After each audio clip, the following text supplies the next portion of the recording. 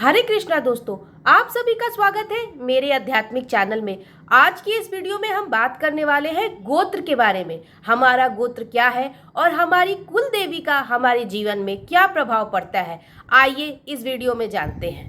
गोत्र एक संस्कृत शब्द है जिसका अर्थ होता है वंश या कुल की पहचान। भारतीय संस्कृति में गोत्र वह पहचान है जो हमें हमारे पूर्वज ऋषियों से जोड़ती है। हिंदू धर्म में माना जाता है कि हर ब्राह्मण, क्षत्रिय, वैश्य या शूद्र सभी का संबंध किसी न किसी ऋषि से होता है। भारद्वाज गोत्र, वशिष्ठ गोत्र, अत्रि गोत्र, कश्यप गोत्र आदि ये सब गोत्र उस ऋषि के नाम पर आधारित होते हैं जिनकी हम संतान माने जाते हैं। सवाल उठता है कि गोत्र कैसे तय होता है।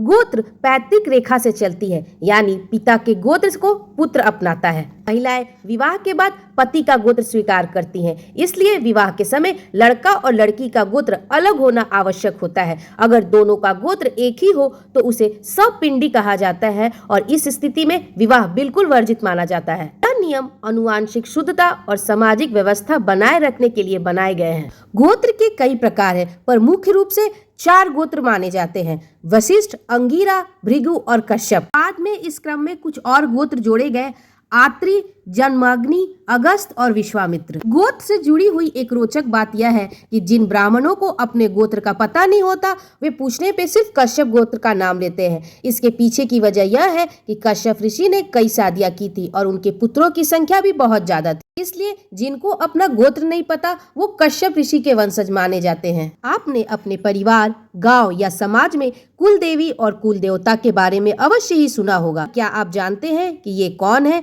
और इनका हमारे जीवन में क्या प्रभाव पड़ता है? ये अक्सर ग्रामीण इलाकों में ही क्यों स्थापित होते हैं, शहरों में क्यों नहीं? आइए इस बारे में जानते हैं। कुल का अर्थ होता है परिवार या जाति, और उस जाति और परिवार के देवता कुल देवता या कुल देवी कहलाते हैं।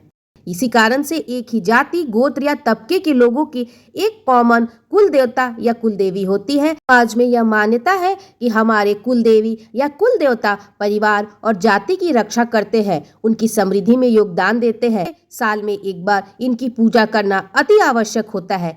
इनके आह्वान के बिना कोई भी शुभ कार्य पूर्ण नहीं माना जाता है। कुल देवी या कुल देवता किसी वजह से नाराज हो जाए तो परिवार पे संकट आने लगते हैं। यदि किसी कारणवश आपको अपने कुल देवी या कुल देवता के बारे में पता ना हो तो उसे जानने के लिए क्या करें? सबसे पहले अपने बुजुर्ग, पुरोहित या रिश्तेदारों से इसके बारे में अवश्य चर्चा करनी चाहिए। इसके बावजूद भी अगर आपको यह पता ना चले कि आपकी कुल देवी या कुल देवता कौन है तो प्रतिदिन पूजा के समय अपने कुल देवी के नाम से एक घी का दीपक अवश्य जलाएं और अपने कुल देवी से यह प्रार्थना करें कि वे हमारी परिवार की खुशहाली और संतान परंपरा बनाए रखें।